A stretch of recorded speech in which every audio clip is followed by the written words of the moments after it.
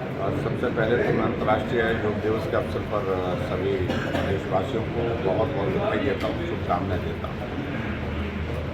हमारे लिए सौभाग्य की बात है कि हमारे देश के यशस्वी प्रधानमंत्री नरेंद्र मोदी जी ने एक प्रस्ताव पूरे विश्व के सामने रखा और उस प्रस्ताव में उन्होंने इस बात के लिए आग्रह किया कि योग का महत्व आज के इस युग में हम सब के लिए क्या हो सकता है।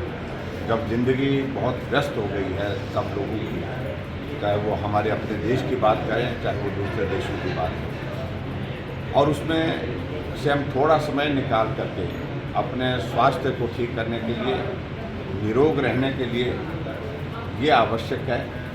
और स्वाभाविक रूप से इसके पीछे जो बड़ा लक्ष्य जो था ये था कि जो हमारी भारत की संस्कृति की एक पहचान जो विश्व के स्तर पर हो सके, ये योग मूल रूप से भारत की संस्कृति का प्रतीक है।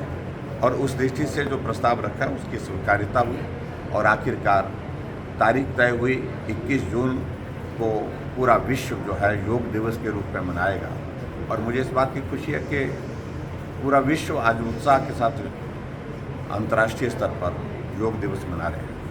मुझे सौभाग्य प्राप्त हुआ आज से लगभग 7 वर्ष पहले जब मैं जर्मनी गया था और जर्मनी वहाँ पर आज के ही दिन उस कार्यक्रम में वहाँ पर कहा कि इस तरह का कार्यक्रम है, एम्बेसी की ओर से वहाँ पर ऑर्गेनाइज किया था और मैंने वहाँ पर देखा कि योग के प्रति पूरा विश्व कितना उत्सुकता से जागरूक होने की कोशिश कर रहा है और इसको स्वीकार करने के लिए बहुत बड़ा कार्यक्रम वहाँ पर, भव्य कार्यक्रम वहाँ पर आयोजित हुआ। इसमें पूरे वहाँ के जितने भी जो ऑफिशियल्स जो थे वो वहाँ पर उपस्थित थे और उसमें हमको रहने का मौका मिला।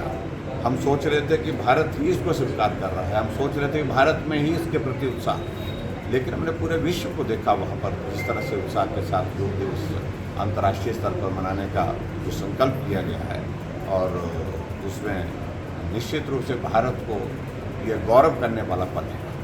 मैं एक बार फिर से आज के इस अवसर पर सभी को शुभकामनाएं देता हूँ और ये योग एक दिन के लिए नहीं, इसको हमेशा के लिए अपने जीवन का अगर हिस्सा बनाएं तो निश्चित रूप से आप स्वस्थ भी रहेंगे और स्वस्थ रहने के साथ साथ में भारत की संस्कृति को और ताकत दें। क्योंकि चुनाव की बातें होती रहेंगी। आज अंतर्राष्ट्रीय योग दिवस है,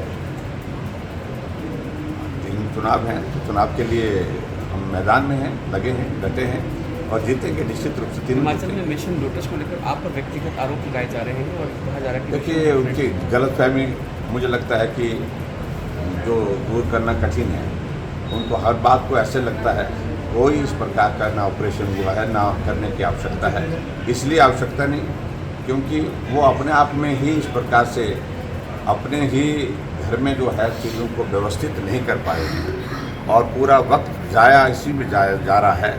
प्रदेश में विकास हो, लोगों का काम हो, लोगों का भला हो, ये विषय ही नहीं रह गया। सरकार के पास विषय एक ही रह गया, कुर्सी कैसे बचाई जा सके, सरकार कैसे बचाई जा सके। और मुझे लगता है कि आज के इस दौर में जिस तरह से सरकार पूरे प्रदेश भर में चल रही है, हर आदमी इस वक्त इस बात को महसूस कर रहा है कि काम नहीं हो पा रहे हैं, विकास नहीं हो पा रहे हैं। जिस कार्य के लिए सरकार बनाई गई है, जिस कार्य के लिए सरकार चुनी गई है, उसमें अपनी भूमिका निभाने में सफल नहीं हो पा रही है। Thank you.